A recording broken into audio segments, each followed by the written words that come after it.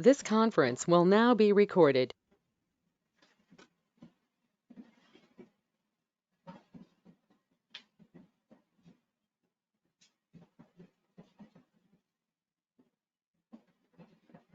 Hello students, I'm Dr. Divya from TeenEinstein. So,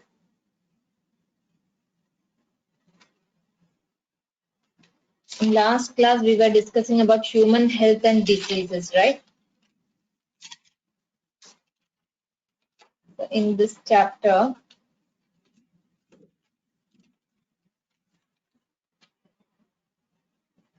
in last class we were discussing about the introductory part of this chapter, human health and diseases. The introduction which I gave, in that what and all you have learned? We said about health. What do you mean by health? Health, or what do you mean by healthy body? That is a disease-free condition, or the body which is not having any kind of disturbance. So that is called as healthy body. So health is generally affected by genetic disorders, then infections, then lifestyle. Lifestyle is having a major role in our health, right? If lifestyle is not proper, or see, if you are sleeping late, that also disturb our body. So we need to get proper rest and proper food. So everything matters. What and all disturbing our body or health, all those conditions that are called a unhealthy situation or unhealthy condition, or that all those disturbs our body condition or human health, right? So all conditions which and all disturbing or which and all affecting our body, that makes a unhealthy body. So that different types are there, that disturbances, or our health, our body health, it is related to, or it is affected by some genetic disorders. There may be some kind of genetic disorders and some kind of infections outside from microorganisms from outside. They may infect our body. So that condition is also there. Then lifestyle. Lifestyle means our food habits, our rest, everything matters a lot for a healthy body. So then we had discussed about common diseases in human, right? What and all diseases, about what and all we have discussed. We discussed about typhoid fever, then pneumonia, dysentery, plague, all these things. All 4 diseases we discussed, which and all the typhoid, pneumonia, dysentery and plague, that we had discussed in the last class.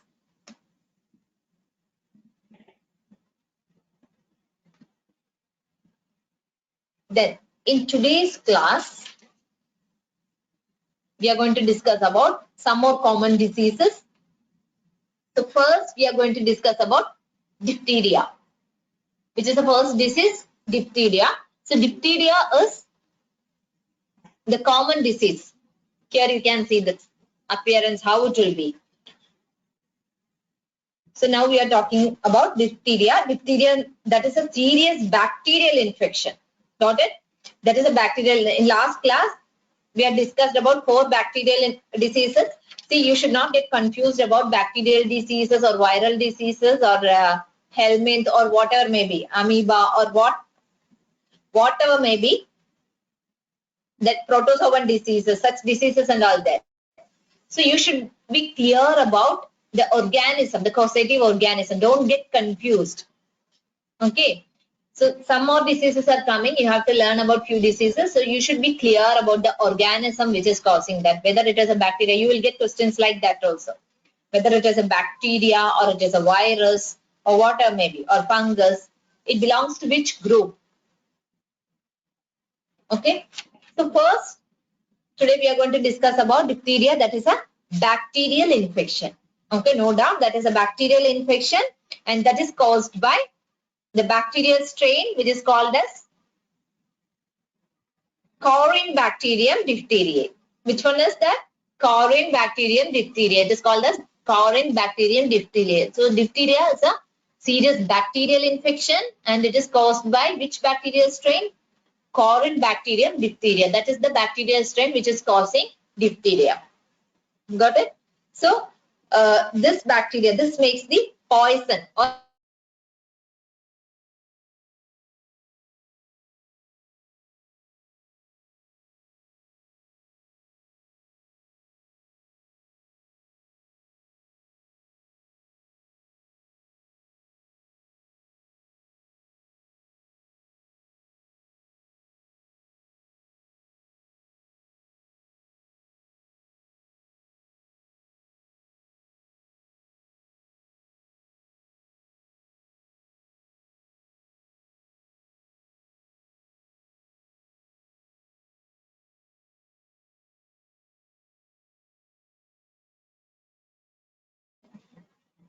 here you can see back of the throat.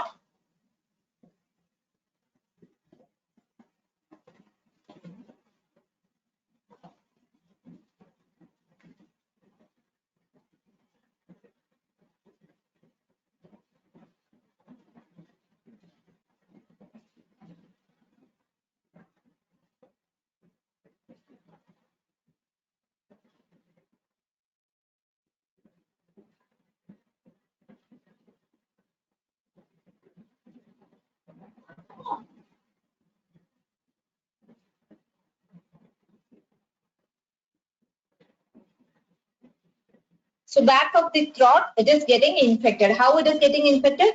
There will be a thick and gray color matter that is covering the back of the throat. Here in this picture, you can see how the appearance is. Okay, that makes a covering or a coating like appearance will be there in the back of the throat. That is gray color thick matter.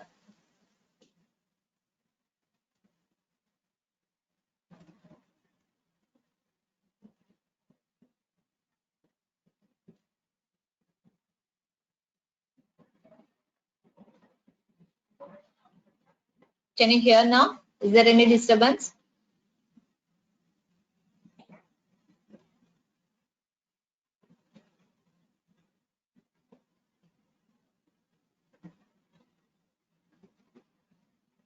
Okay. So there is a thick and gray color matter that covers back of the throat. So this thick matter, that thick matter affects the breathing or that makes breathing so difficult. So here the back of the throat, there will be a thick covering, gray color matter with thickness. So that thickness or that thick matter that affects breathing. So breathing will become difficult when it is getting affected with this disease, diphtheria. The breathing will get affected or breathing will become very difficult due to that thick gray color matter or that is covering that back of the throat. Because of that, breathing will become so difficult. Then that infected person, that person may have symptoms like fever, then sore throat, then lymph nodes will be swollen, then weakness, they'll feel weakness, then sore throat, then fever. All these are symptoms of diphtheria. So which are all symptoms it will show? Swollen lymph nodes, then weakness. That person will be very weak and fever will be there, then sore throat. All these are the symptoms of diphtheria. So, but nowadays vaccines are available. Okay. So now for diphtheria, vaccines are available. It is developed. Vaccines are developed for diphtheria. So how we can treat this disease? If by chance it is getting affected, one person is getting affected, how we can treat this? We can treat with antibiotics, then antitoxins. So I said that Coryllium bacterium diphtheria that is developing a kind of toxin in body or a kind of poison. So antitoxin and antibiotics. By chance, if someone is getting infected, it is getting treated with the help of these kind of medicines, antibiotics and antitoxins. Okay. Then nowadays this disease, it's very less. Okay, it's not like not more number of people are getting affected by this disease. So there is no such infections. So it's very less. Number is very less. And what these medicines will do? These medicines and how these medicines are going to act. That's what I'm saying. These medicines, they will neutralize the toxin which is developed by the Coryllium bacterium diphtheria. This bacteria, diphtheria is caused by Which bacterial strain? Corynebacterium diphtheriae, and it is producing a toxin. So what this medicine will do, or how this medicine is going to act, these antibiotics and antitoxins, these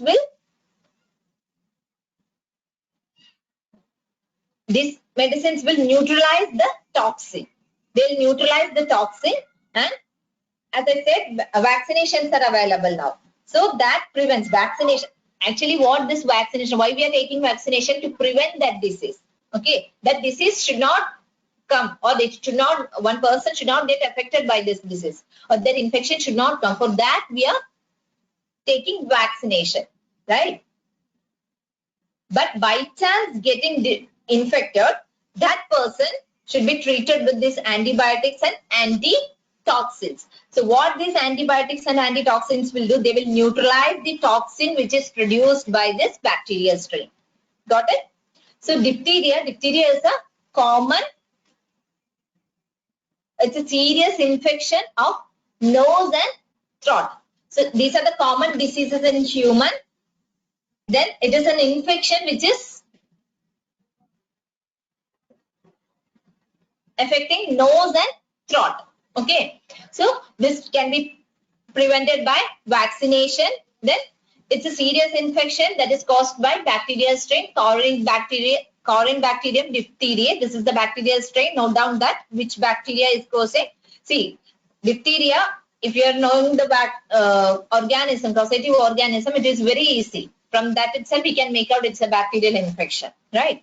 Then how the appearance will be, there is a thick gray color matter that covers back of the throat, and that makes breathing so difficult. Okay, and what are all the symptoms? The symptoms include fever, then lymph nodes will get swollen, and weakness will be there, then sore throat. So these are the common symptoms of diphtheria. Then vaccinations are available. Nowadays, vaccinations are available for this disease, diphtheria.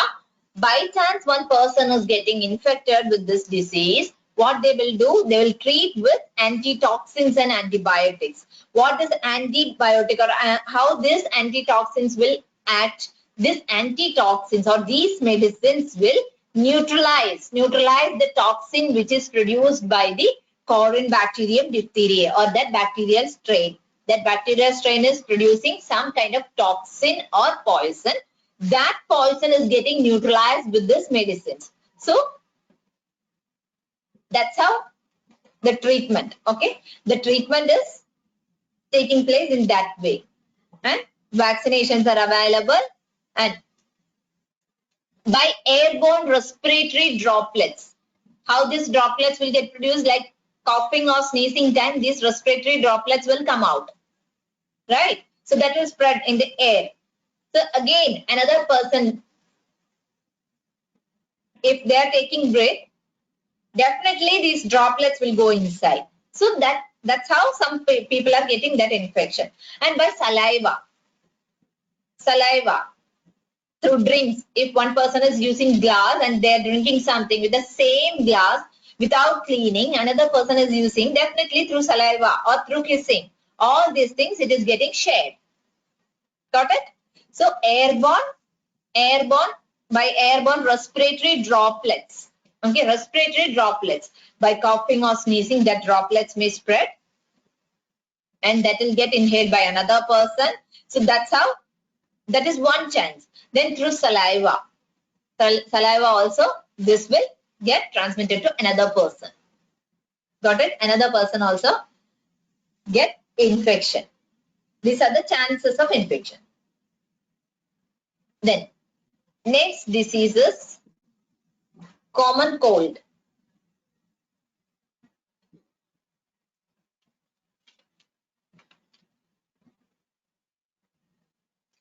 So till now we were talking about bacterial diseases. So now we are going to discuss about viral disease. Okay, the first one is common cold. This is a viral disease. So common cold, hope everyone will be having an idea about that, right? You'll be having an idea about common cold. That's a common one, common disease. So like how that symptoms will be, or what is the duration of disease, all this You'll be knowing. So rhinoviruses, the group of virus that causes common cold.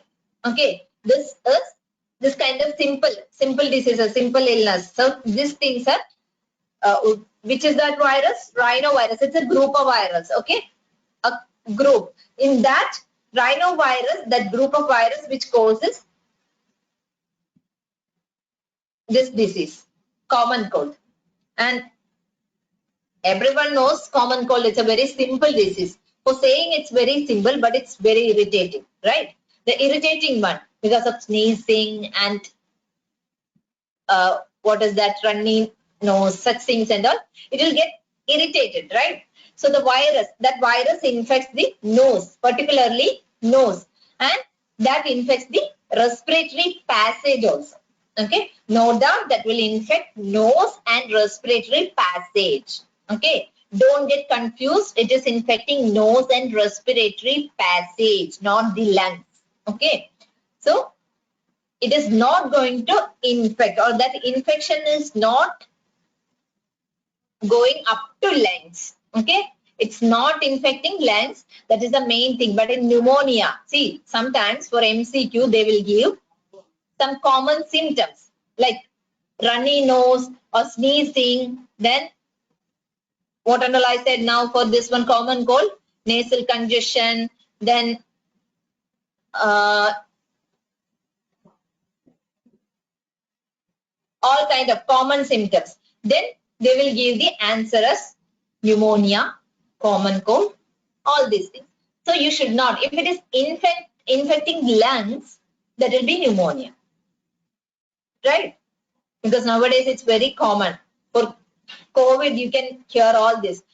That will infect lungs, pneumonia will come, like that and all. So infecting lungs means that is pneumonia. For common cold, that will infect, or the infection will be in the nose, it will be there. Then that respiratory passage also will get infected. Okay, not lungs. But this is not infecting, or this is not causing lung infection. Common cold is not causing lung infection. So for this disease, common cold, we can see symptoms like cough, headache, nasal congestion, then nasal discharge, sore throat, tiredness. All these things are the common symptoms of cold, common cold. And you know that it will be there for maximum 1 week, 3 to 7 days. We are saying about the duration 3 to 7 days. So how one person is getting this infection? See, when an infected person is sneezing or coughing, that droplets, that cough or sneeze, that time the droplets will come out. So that droplets, either it is inhaled by another person, that also may cause infection to that new person, or sometimes these droplets will fall on the commonly used things. See, if you're working on laptop, it may fall, or but if you're using pen, she will touch nose, or these droplets may fall on pen, then on water bottle, then on book, everything it will fall. If you're sneezing or coughing, that droplets, definitely it will fall, right? So another person is using these things. If that person, another person is coming and they are touching the book, or if they are holding that pen to write something, again, on their fingers, these droplets will be there. If they are touching, by chance they are touching the nose, again, that person will get infection. So that infection is going from one person to another person through these droplets. Okay. So other people may use the same thing, and that droplets, through that droplets, indirectly that gives the infection to a healthy person. So another healthy person is getting infected through this way. Got it? So common cold, it is by a group of viruses, rhinoviruses. It's a group of, that represents a group of viruses. So from this, these are the reason for common cold. Okay. Then this infection that infects the nose and respiratory passage. Important point is this infection, common cold, that infects nose and respiratory passage but not the lungs. Lungs are not getting infected with common cold, only the nose and respiratory passage. And common cold is characterized by nasal congestion. Okay, nasal congestion will be there. Then discharge, nasal discharge will be there. Then sore throat, headache, tiredness, then cough, sneezing, all these things will be there. Okay, and the time, it usually that will last for 3 to 7 days. Common cold, if it is severe, it will last for 1 week. That means 3 to 7 days. That is the duration. Up to 7 days, this will be there. Okay. Then droplets resulting from cough or sneeze of an infected person. If one person, infected person, is getting cough, or if that person is sneezing, from that infected person, these droplets will come out. Right? So from that droplets, if another person, another healthy person is inhaling that droplets, that healthy person will get that infection. Or another chance, second chance is if one person is coughing or sneezing, that will fall on, that droplets will fall on the common objects which we are using, right? So objects like pen, book, cups, then computer, keyboard, mouse, etc. So such things, again, that healthy person is using, and with the same hand they are touching their nose or they are doing something. So like that also there is a chance of infection. So another healthy person is getting infection indirectly. Got it? So that is the chance of infection. The common virus, it's a group of virus with common cold. It is caused by a group of virus, rhinovirus, that is called, it is represented by rhinovirus. Then it is not affecting lungs. Okay. Next is very important disease.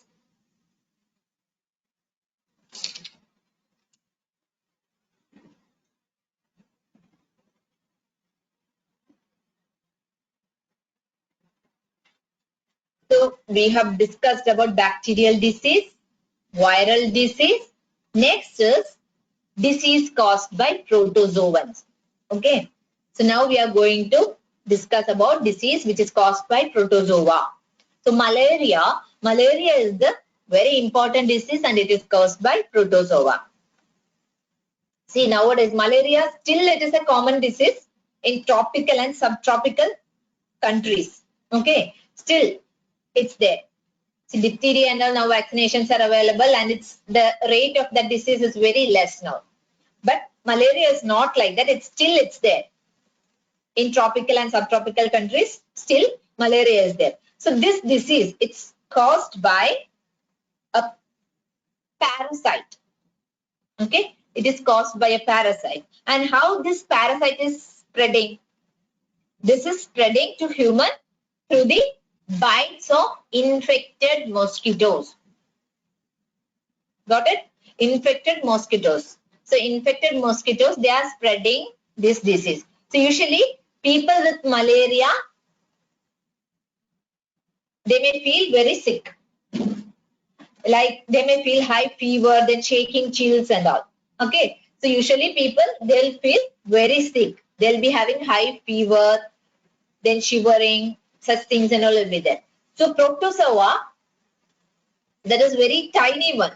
That is the causative organism of malaria. The very tiny one, the protozoa, that is the causative organism of this malarial disease. So which one is that protozoa? Plasmodium. Which protozoa is causing malaria? Plasmodium. Plasmodium. There are so many species of this Plasmodium. Got it? There are different species of Plasmodium. Which are all the species? Plasmodium vivax, then Plasmodium malaria and Plasmodium falciparum. These are the different species of Plasmodium. Okay, and all these causes different types of malaria. Okay, Plasmodium is the causative organism, or that is a tiny protozoa. This is a protozoa. Plasmodium is a tiny protozoan, and there are different species of this Plasmodium. Which are all the species? Plasmodium vivax and Plasmodium malaria, then Plasmodium falciparum. All these are causing different types of malaria. Malaria disease, different types of malaria diseases are caused by these Plasmodium species. Okay. Then among all these, just now we said about Plasmodium vivax and Plasmodium malaria and Plasmodium falciparum. Among these, Plasmodium falciparum, that is the dangerous one. That is the most serious one. And that may lead to death of that person also. Okay. Among Plasmodium vivax, Plasmodium malaria and Plasmodium falciparum, all these three species, Plasmodium falciparum, that is the dangerous one or the most serious one. That may cause even the death of that person. Okay. That may lead to death also. Got it? So malaria, a disease man has been fighting since many years. Okay. Malaria is the disease man has been fighting since many years. Still it's there. That's why I'm saying still that is there. The rate is more. And Plasmodium, that is a tiny protozoan that is responsible for this disease, malaria. And different species of Plasmodium, Plasmodium vivax and Plasmodium malaria, then Plasmodium falciparum. All these three species. Among this, see all these three species, they are responsible for different types of malaria. Okay. Plasmodium vivax causing one type of malaria. Plasmodium falciparum is causing another type of malaria. Plasmodium malaria is causing another type of malaria. So, among all these three, Plasmodium falciparum is the most dangerous one because that may cause even the death of that infected person. Okay. Then, next we are going to learn the life cycle of Plasmodium. Here you can see. Here they have clearly mentioned about the life cycle of the Plasmodium. So life cycle of Plasmodium. So now we are discussing about the life cycle of Plasmodium, which is a human pathogen. Plasmodium, it is a human pathogen. Now we have told it's a protozoa. So Plasmodium, basically it is a protozoan, and this is also called as protozoan parasite. Plasmodium is also called as protozoan parasite. Okay, note down all these things. Protozoan parasite. So now we are going to study about the life cycle and stages of its life cycle. Okay. On how this Plasmodium enters the human body. See, you know that Plasmodium, it is a protozoan. Okay, and that is causing this malarial disease. And we said mosquitoes are spreading this disease. So, how this Plasmodium is entering to human body? That's the first question. How it is entering or how it is getting infected. See, Plasmodium enters to human body through the bite of infected female Anopheles mosquitoes. Female Anopheles mosquitoes are spreading, or they, through the bite of that mosquitoes, Plasmodium is entering to human body. Which one? Female Anopheles mosquitoes. They will bite, and through that Plasmodium is entering to the body. So the life cycle of Plasmodium, and it's a big complex one. So this uses mosquitoes as a carrier to transmit the disease. Okay. So Plasmodium life cycle, here you can see different stages are there. So it's complex one, and this mosquito is working as a carrier to transmit the disease from one to another. So malarial parasite Plasmodium that completes the life cycle in 3 stages. How many stages are there in the life cycle of Plasmodium? 3 stages. First stage is gametocytes. formation of gametocyte. That is the first stage. Okay. And second stage is sporozoid, formation of sporozoid. Then third stage is mesozoid. Sorry, merozoid. First is gametocytes, formation of gametocytes. Second one is sporozoid. And third one is merozoid. These are the three stages of life cycle of Plasmodium. Got it? Now I'll explain one by one.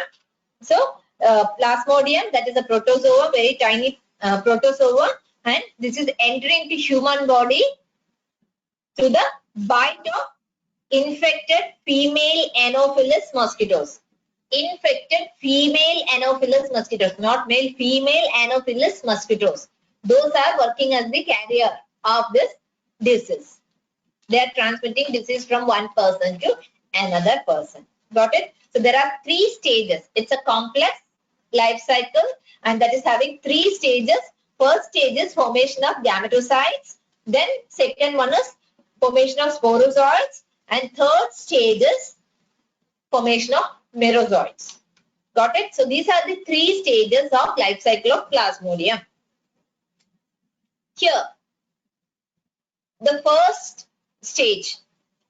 So let's see the first stage, gametocytes. So here you can see here this mosquito is biting, right? So during the blood meal or while sucking blood from human, a female Anopheles mosquito is getting male and female gametophyte. Okay. So while sucking from one mosquito, female Anopheles mosquito is biting an infected person.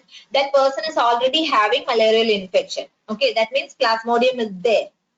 So that while sucking the blood or while biting that person, infected person, a mosquito is getting, female Anopheles mosquito is getting male and female gametophyte. Male and female gametophyte of this Plasmodium. And these gametophytes, they are developed in blood. Where these gametophytes are developed? They are developed in blood. And this male gametophyte, here you can see. These gametophytes are developed in blood. The male gametophyte, it is called as microgamete. Here, the male one is called microgamete and the female one is called macrogamete. Okay? See here. Here you can see the male and female gametophyte. So here the gametocytes, you can see the gametocytes here. These gametocytes, while sucking the blood or while biting one person who is infected with this malarial disease, these gametocytes are entering into the body or entering into mosquito. Got it? That enters to female mosquito through blood meal. Got it? Then these gametocytes, they develop into sporozoids. Okay. Now that is already entered into that mosquito.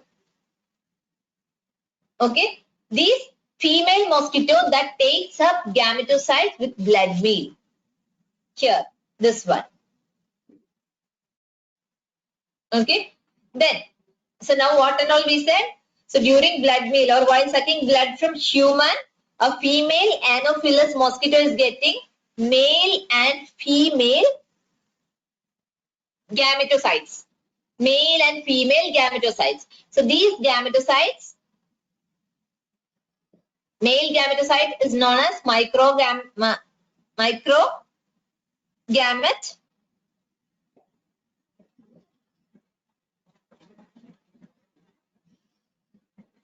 and female one is called as macrogamete.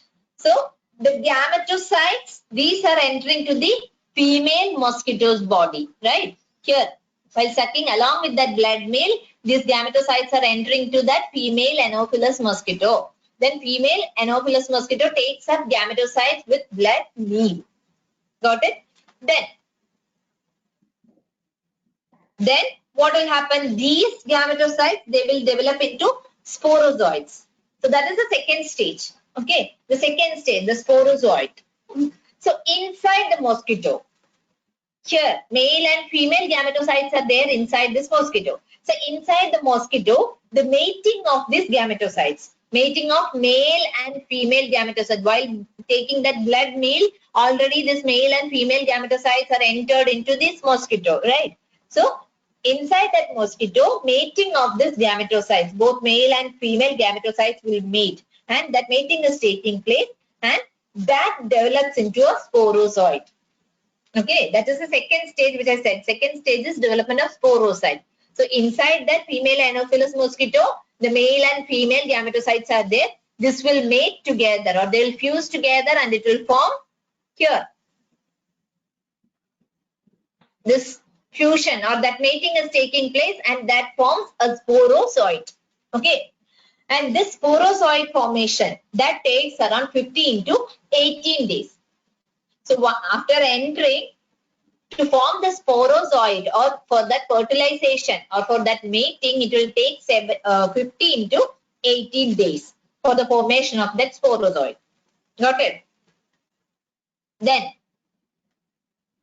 the sporozoid, actually it is a parasite. It is absorbing food and nutrients. Okay.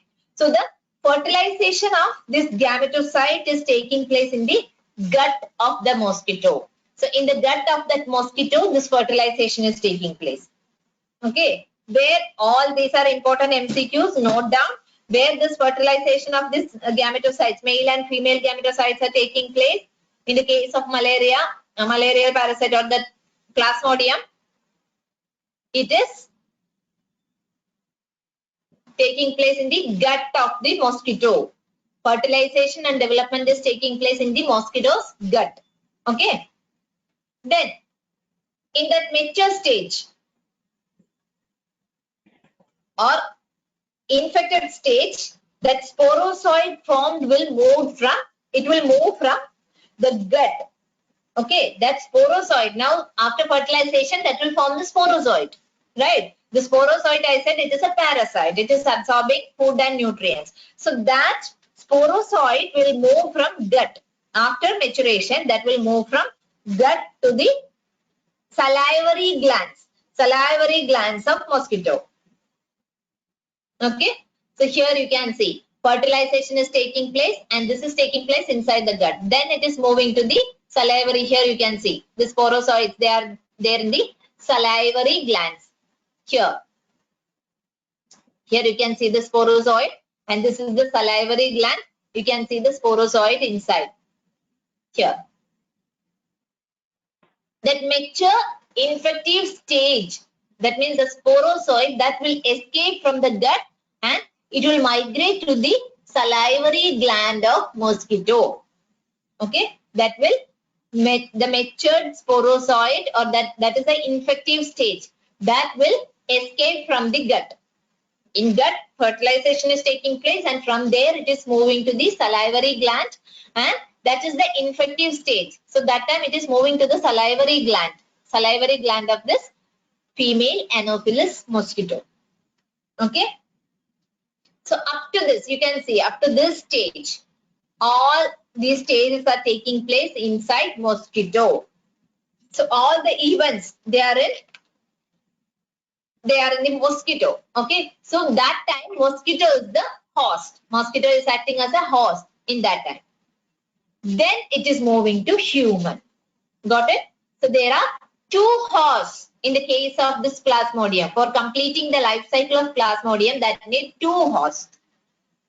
One stage is inside mosquito, and another stage is inside human.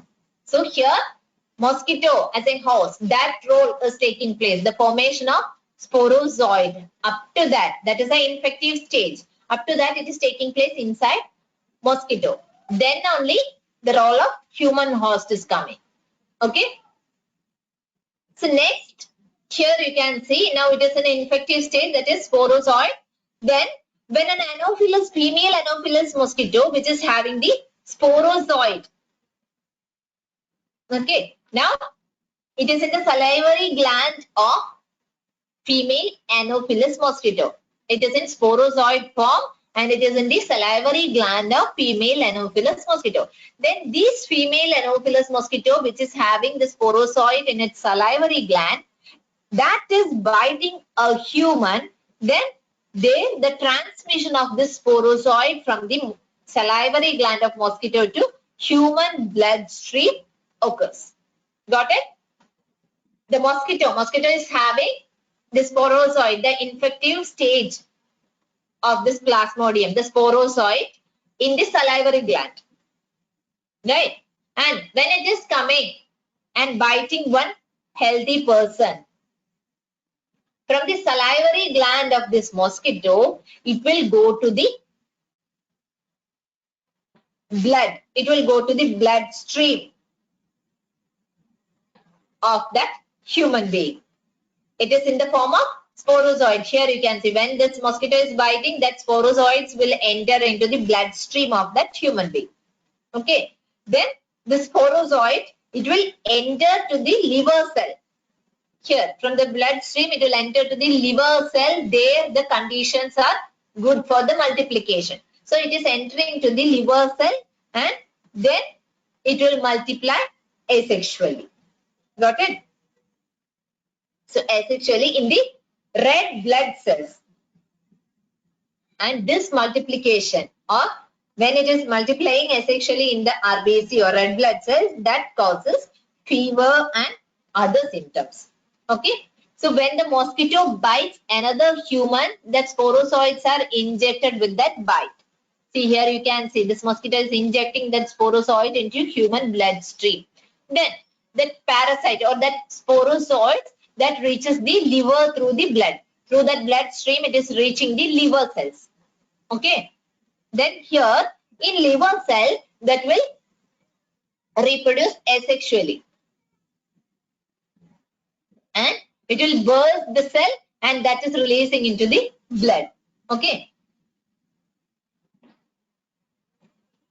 Next, the third stage. The third stage is, in the third stage, it will take in next 1 or 2 weeks. So the sporozoid formation, we said it will take 15 to 18 days. So next stage, third stage in the merozoid, stage, in the next 1 or 2 weeks, these sporozoid, this released sporozoid that will multiply. Okay, here I said that will divide. Asexual division will take, or asexual multiplication will take place. Then they will form some other forms. And that forms are called as merozoids. When it is reaching liver cells, that parasite will reproduce asexually in the liver cell and bursting of the cell, and they will get released into the blood. And these forms, this forms a new form. Okay, new form of parasite that is called as merozoid. The merozoid, when it is come out of liver and they enters to the bloodstream again and they will attack RBC. Okay. So asexual reproduction in RBC, it is taking place, and these released parasites that infects other RBC or other red blood cells. Okay. And the sporozoid, they will rupture and they will release merozoids. This we have already told. Here, the sporozoids, asexual division is taking place and that will rupture. It will multiply and that will rupture the wall and it will release another form. That form is called as merozoid. Right? And these merozoids in next 1 or 2 weeks, the sporozoid will release this merozoids. Then these merozoids will come out of liver cell and they will enter, because so many are there, asexual division is taking place. They will come out of liver cell and they will enter to the bloodstream. Again, they will enter to the bloodstream and they will attack normal RBCs. Okay. So that parasite reproduce asexually in red blood cell and they'll burst the red blood cells and they'll cause the cycles of fever and other symptoms, and they will form or they will infect the new blood cells. These released forms or merozoids, they will infect the RBC and That's how it is causing the infection. So these infections that may cause some kind of symptoms or that show some kind of symptoms like fever and shivering and all. Okay. So that's the life cycle of Plasmodium. So what and all we said? There are 3 stages: gametocyte, then sporozoid, then merozoites. So first, a female Anopheles mosquito that takes up gametocytes with blood meal. See, female and male gametocytes will be there. So that from an infected person, a female Anopheles mosquito is taking these gametocytes along with blood meal. Okay. Then, when it is entering to the Anopheles mosquito, it is entering to the gut of that mosquito. So, in that gut of mosquito, fertilization of this gametocyte, that means male gametocyte and female gametocyte, this is taking place. That fertilization is taking place, or the mating of this male and female gametocyte, it is taking place in the gut of this female Anopheles mosquito. No doubt, fertilization is taking place in the gut of female Anopheles mosquito. Then this female Anopheles mosquito,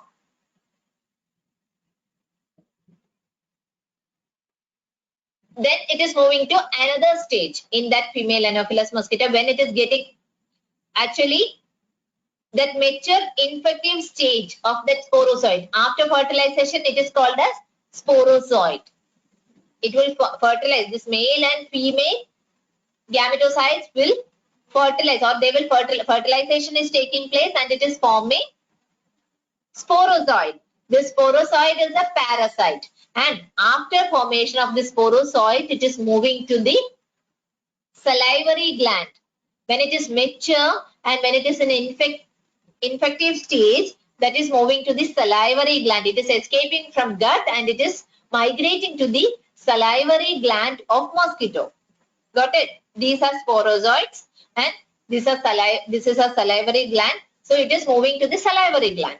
Then when the mosquito bites another human, the sporocytes are injected with that bite. That mosquito which is having these sporozoids or these parasites in the salivary gland, that is biting a healthy person, with that mosquito bite, that healthy person is getting that infection. See, that parasite or that sporozoid form, infective form, it is getting injected to the bloodstream. Then that parasite or that sporozoid, that is moving towards the liver through bloodstream. It is moving towards liver. It is reaching the liver cells. Okay. Then there, that parasite will reproduce, or that sporozoid will divide asexually in the liver cell, and they will burst the cell, and that will get released into the blood again. So these newly formed ones, after asexual reproduction, newly formed ones, they are called as merozoids. Okay. So these merozoids, again these parasites will reproduce asexually in red blood cell, then that bursts the red blood cell, and that causes damage to red blood, all new red blood cells. So again it is infecting other uninfected red blood cells. So all RBCs are getting damaged. Okay. After the infection, all RBCs or red blood cells are getting damaged due to this infection. Got it? So here another main point is to complete the life cycle of Plasmodium that need 2 hosts. Which and all they? One is mosquito host, female Anopheles mosquito, and another one is human host. See, up to sporozoid formation, it is in the mosquito host. So after that, this sporozoid, the parasitic form, that is getting injected to the human bloodstream. Okay, and it is moving to the liver cell. There it is reproducing. Asexual reproduction and multiplication is taking place. Okay, so that's how the life cycle of Plasmodium, it is getting completed within 2 hosts.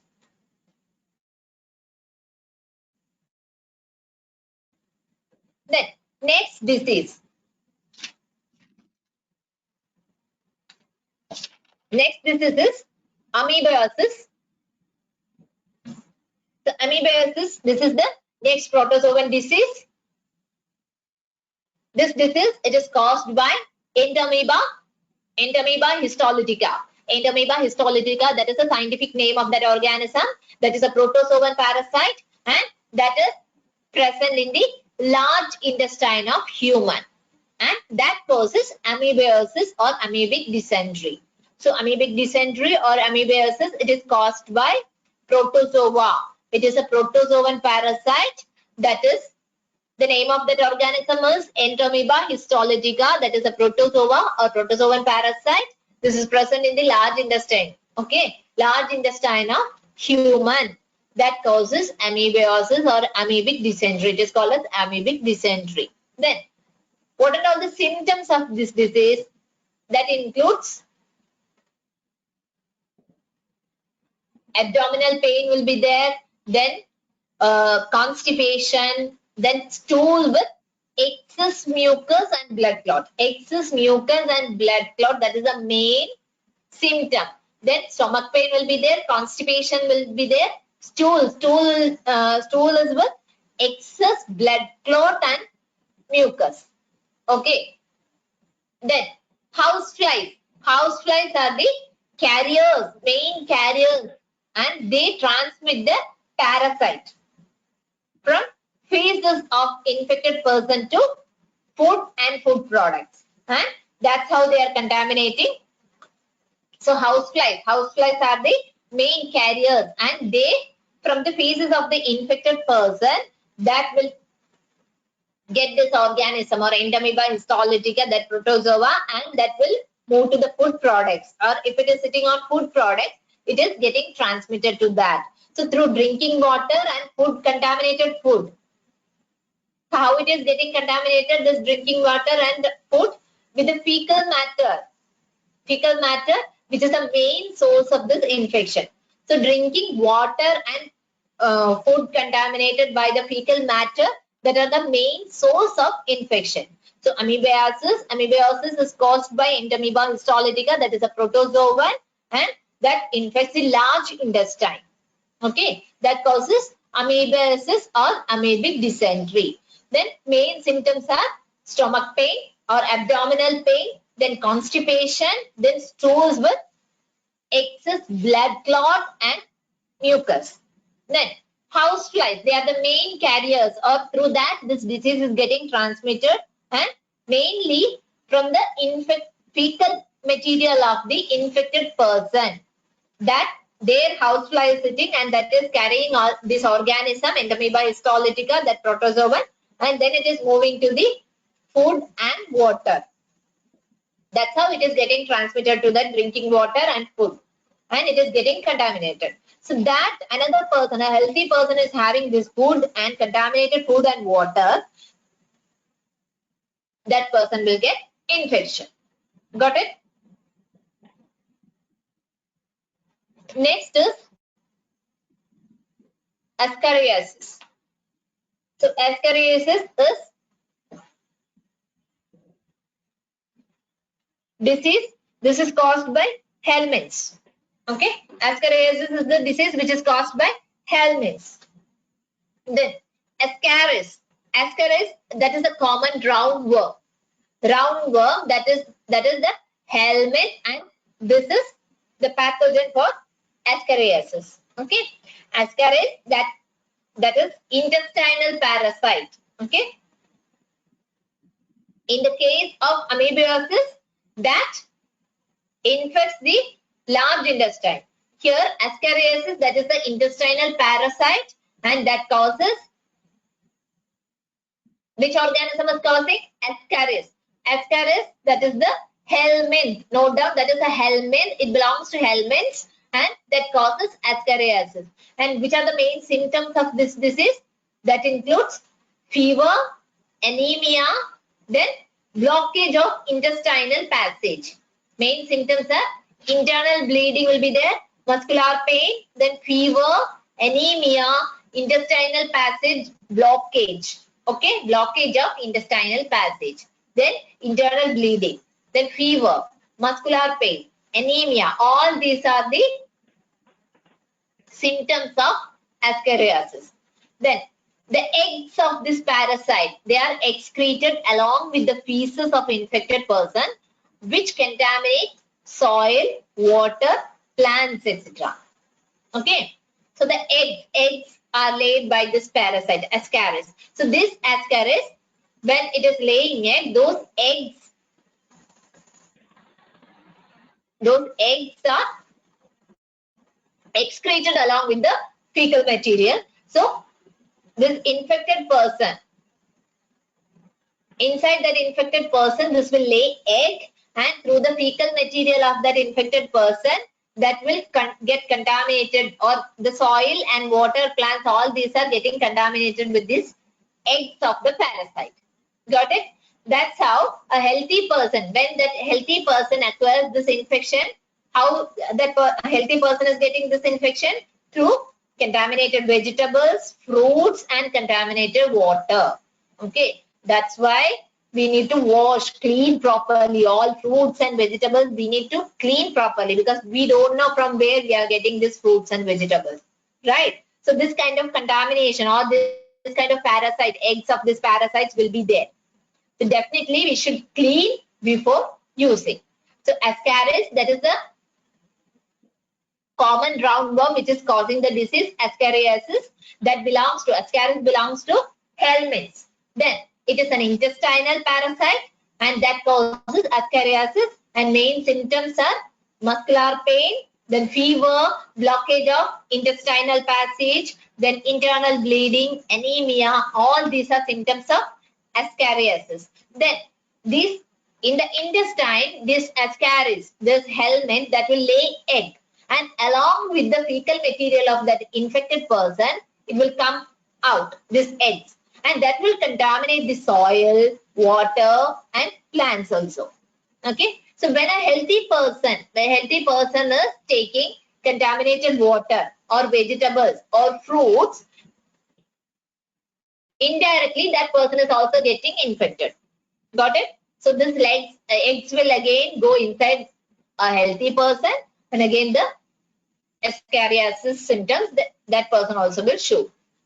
Got it? So that's how a healthy person is acquiring that disease. Next disease is elephantiasis or filariasis. Okay.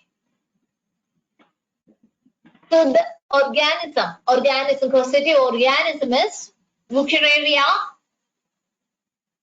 that is the filarial worms that causes, or that shows, chronic inflammation of the organs. Okay, in that may live for many years. So here you can see how that will be. Usually lymphatic vessels of the lower limbs. Okay, lymphatic vessels of lower limbs. It will become swollen. That's why it is called as elephantiasis or filariasis. Okay. So which is that? Wuchereria, that is the causative organism. Wuchereria brankoffti and Wuchereria mellai, both are two species of this Wuchereria, and that causes elephantiasis or filariasis. And this causes inflammations of the organ in which those are living. Okay, and that may last for many years. And usually the lymphatic vessels of lower limbs, this will be present, and that's why, see here, this kind of appearance will be there. So it is called as elephantiasis or filariasis. And along with these organs, the genital organ is also getting affected. Okay, and that results in the deformalities, or that genital organ also deformation, or it will grow and it will form deformities in the genital organ also. And how these pathogens are getting transmitted? These pathogens are getting transmitted from a healthy person, from an infected person to a healthy person through mosquitoes. Again, mosquitoes, role of mosquitoes. Here, through mosquito bite by the female mosquitoes. Okay. So here mosquito is acting as a vector. Okay. Vector means what? A living organism which may carry this causative organism from one to another person. That is called as vector. So here mosquito is acting as a vector. Okay. So Wuchereria brandtofti and Wuchereria malai, these are the two species which is causing this filariasis or elephantiasis, and this mainly it affects lower limbs, and that's why here lymph vessels, that lymphatic vessels of the lower limbs, it will become swollen, and along with that this lower limb, again the genital organs also, it will get affected. Okay. Then with the help of female mosquitoes, that female mosquitoes, they are acting as a vector, and the infection, it is getting transmitted from a infected person to healthy person also. So it is acting as a vector. Then next is ringworms. Ringworms, this is fungus. It is a type of fungus, and this is belonging to the genera Microsporum or Trichophyton.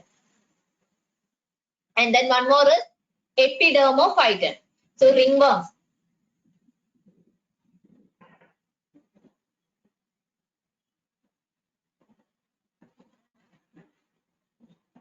Ringworms, that is another common disease.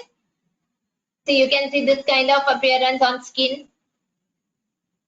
So ringworms, that is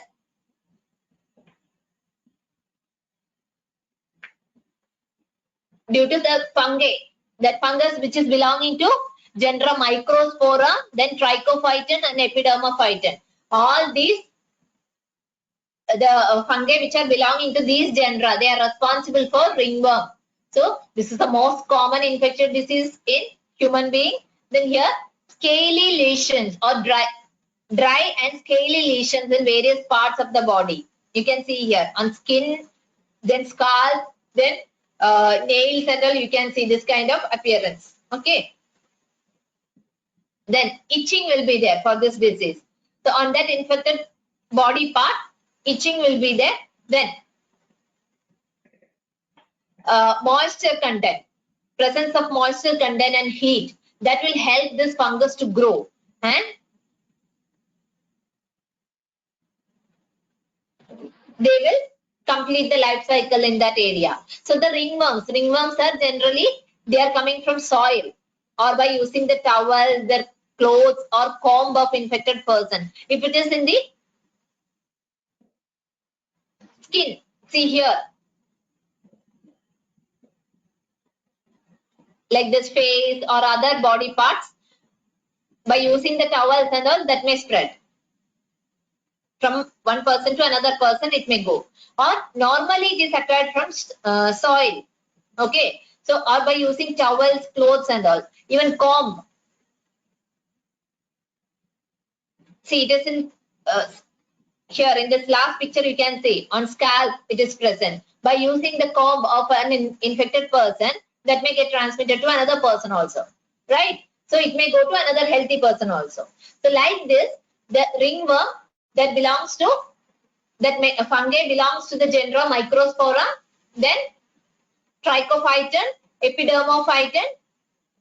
Epidermophyton, it is very easy to find out. See, you may get so many options.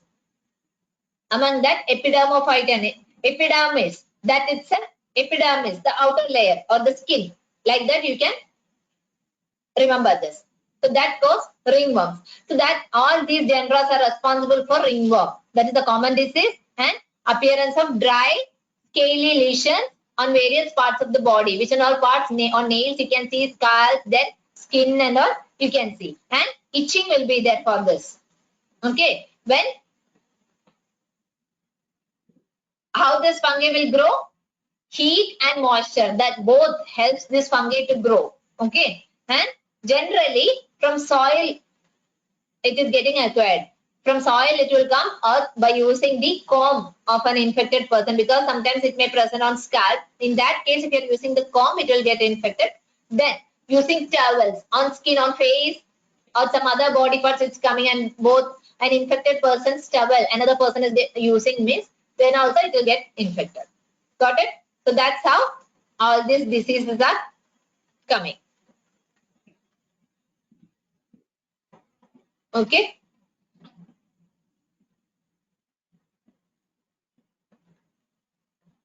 So that's all about diseases.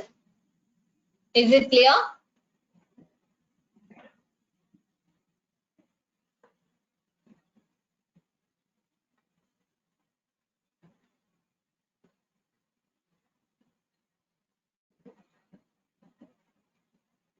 Hope it's clear. So if you have any doubt, you can ask me in the next class. So that's all. The coming topics we'll discuss in the next class. In next class, we'll be discussing about the prevention and control of these diseases. And we'll discuss about immunity also. So that's all. Thank you.